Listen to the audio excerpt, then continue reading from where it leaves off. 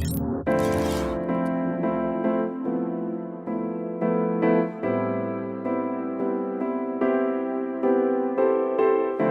guys, so today we are unboxing and setting up the Hisense HT Saturn. I don't know, it's not really a sound system, but it's not really a sound bar either. You get the subwoofer and then you get 4 speakers with it, and together it creates like the home theater sound system sort of experience. It's a new product. I want to say it doesn't fall into the home theater system sort of category as you would usually get, and it's not a sound bar. So I'm super keen to kind of get this going and set this up to see exactly what's happening inside this box. I still have this 100-inch TV from Hisense here that I'm busy reviewing, so I'm going to set this up on this TV and get it all up and running. But I'm very interested to see what this HT Saturn thing is about, because I review Hisense soundbars every year and they do really well, and I kind of think that the products are really fantastic at some great price range as well. This HT Saturn is completely new, so yeah, let's get this open. Seems like unboxing this is pretty simple. You gotta just tear this funny thing here.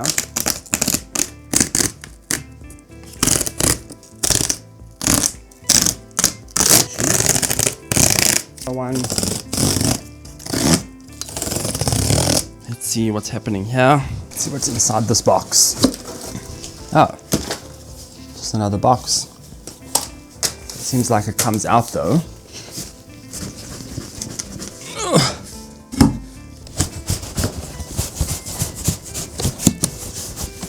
Okay, so I have the box open. Let's see what's inside here. We have instruction manuals, just the usual user manual, and exactly what comes in the box. It seems like there's a lot inside this box. Warranty, and then we have a remote. Okay, then we have a remote, pretty standard remote. I don't know what that is. Just the usual battery. Then the first thing we have in here, a box. This is the main unit. There is a Hisense thing, there's a button. This might be like the controller unit. A USB port, there's HDMI out, HDMI in, optical, DC in. So this is probably the power unit. Okay, then the first layer has speakers, nicely wrapped in fabric. Check this fabric out. Very premium. I'm curious to see how this all connects, because I can't imagine having to plug 4 speakers into power, because that's a lot of power. Okay, speaker number 1. That's quite cool. Very sleek. Feels premium as well. A lot of Hisense speakers that I've reviewed in the past are incredibly lightweight, and you kind of feel like, what is the size of the speaker inside? But this has got some good weight to it. It smells good too. Speaker 2. Also with power, so you power every speaker on its own. That's going to be a lot of power outlets. It's also going to be quite powerful if you go to power every speaker on its own. Speaker 3, also power.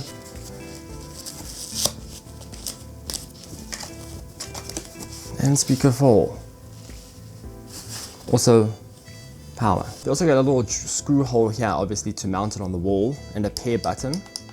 Probably to just do obviously pair it. There's a sticker on top. I don't know if you could remove this. Looks like you can. It's got up firing speakers. And in here we have a box with some instruction manuals. Avoid placing the subwoofer too close to the wall or in a corner. Place surround speakers at the same horizontal level as the head. Do not put speakers under the table. My current surround sound speakers are above my head, but just slightly, so I should be fine. I don't think it's gonna be a train smash. What else is in this box?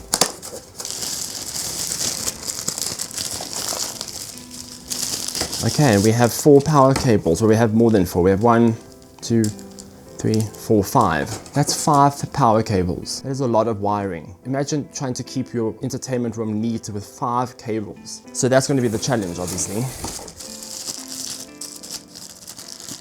Again, I don't mind plugging it in if it has the power, if it requires power just to be really great speakers. So I don't mind. Comes with an HDMI cable.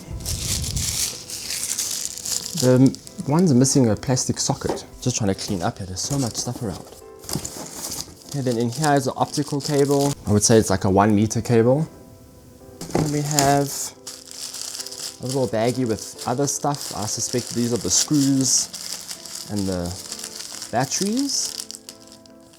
Yeah, wall mounts, batteries for the remote, another wall mount. So it comes with all the mounts for your speakers. Oh wait, here's the plastic thing. I found it. It came out, it was in the bag. One last bag. Oh, it's the other power thing.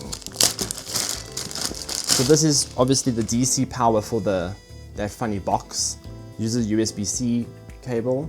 So that means that in total we have 1, 2, 3, 4, 5, 6 outlets. 6 power outlets in this HT Saturn. So you need 6 plugs to power this thing. It's going to be a cable management person's nightmare.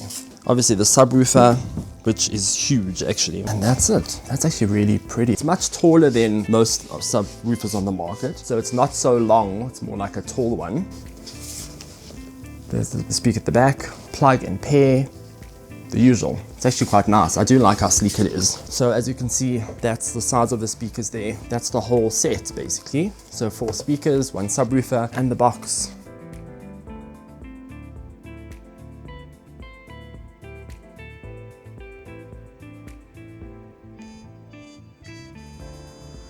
Okay, so I've unboxed everything. I'm just going to go through the quick start guide to see exactly how this all works. Seems simple enough. It's basically just like the normal speaker setup, but you can have it different ways. So I'm probably going to use this method here because I have 2 shelves behind me and I don't really have 2 shelves in front of me because this TV is taking up my whole TV stand. But you could also mount the 2 speakers in front in level to your TV, or you can have them on speaker stands and the subwoofer always in the same spot. And it shows you how to mount them to the wall. I won't be mounting them to the wall because they are picking this up and I don't want to have these huge holes in the wall. And then you plug it all in, plug in all the cables with the remotes, the batteries in the remote, press the power button on that little box thing, then HDMI to the TV through ARC. I'm going to basically just take my current sound system out and put this one in its place. The little box that you get doesn't have video or anything, so it's just its own thing. So there's no, while it looks like a media box, it actually just acts as its own little hub. So you don't actually have like a system to go into, but it'll be interesting to see if Hisense has integrated some sort of easy connect system to their TV. I currently have the Samsung QN990D, I think. While I was complaining about these power cables, my Samsung thing basically uses the same power cables. Each speaker is connected to a power outlet. This is obviously an extra because this is not with a normal sound system, but I'm going to just unplug my current system and then get this all plugged in and up and running. So I'm about to plug this box in, but I was just thinking to myself, I was wondering what the HDMI in would be. So I'm looking in the instruction manual and there's just, Hisense hasn't provided any sort of HDMI specification for this HDMI in. I'm not exactly sure what support this would work with. Like, is it 4K 120? Can I plug my PS5 into this? Obviously, HDMI out is used for the ARC, but I'm just not sure exactly what the HDMI in would be for. If you had to like plug a console into it or whatever, you know, I'm just not exactly sure what the specifications are for this. So if it's going to bypass, if it's going to have HDR, if it's going to have 4K 120 Hertz support, I'm not entirely sure right now what specification this HDMI port is. Okay, so one thing I noticed now while setting this up is that if you look underneath the speakers, you'll see the exact position of the speaker. So every speaker has a different stick at the bottom. So this is obviously the front right, the surround right. So yeah, if you're setting this up, don't just put the speakers anywhere willy-nilly. Just make sure you come and you look at the bottom here. So I wanted to show you the sound that the speaker makes when you plug it in. I'm not sure if it's got anything to do with the pairing sound, but I think it's probably just to say, hey, I've been powered on. And then there's a little green light that comes up.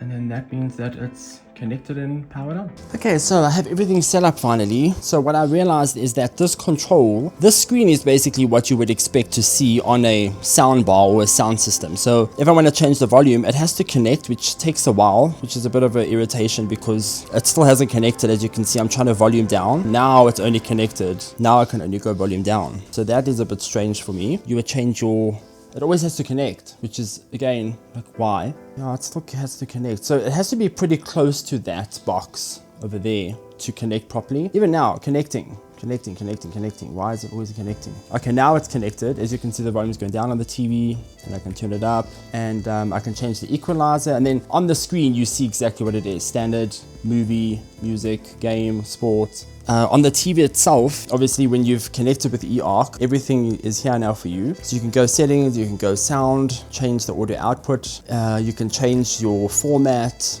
everything's here. If I used the high concerto, it locked out most of these settings. So I likely won't use high concerto because I just don't think the TV speakers are gonna do that much. But you can also change this here. You can change the surround sound mode. I'm not sure what the difference between professional and pure is. It's gonna just take me a few days to test out exactly what's happening here. But yeah, this sounds not bad.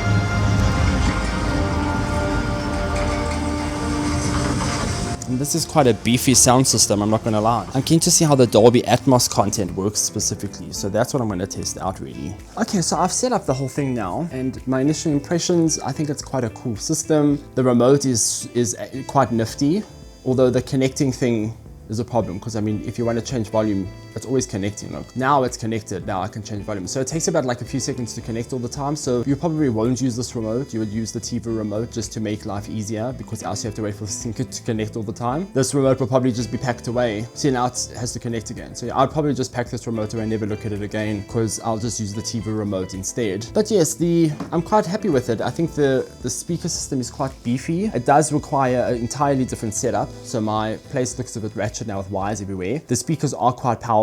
I'm going to spend the next few days testing this out on the TV to see exactly how it all goes, and then I'll have a review up of this 100-inch TV and the sound system going up very soon in the next few days. But if you have any questions about this speaker system, let me know. It is currently available in South Africa. I can't give you a yes or no on it yet because I haven't spent enough time with it, but if you have any questions, please do let me know, then I can make sure to answer them while I do the review. Thanks for watching and stopping by, and please do subscribe so you don't miss out on all the content that's coming up. Until next time, farewell.